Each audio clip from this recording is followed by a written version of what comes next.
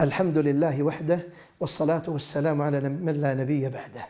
نسمات رمضان، ما أجمل مغفرة الله وما أجمل رضوان الله. نحن عبيد بين يدي الله ونحن فقراء إلى الله. ما أجمل الإنسان أن يسعد بهذا الشهر المبارك، شهر فيه من النسمات العظيمة، تفتح فيه أبواب الجنان وتغلق فيه أبواب النيران وتصفد فيه الشياطين. فيه ليلة خير من 1000 شهر، فيه تلاوة القرآن الذي ميز الله عز وجل به هذا القرآن العظيم. فيه قيام أمن هو قانت لله ساجدا وقائما.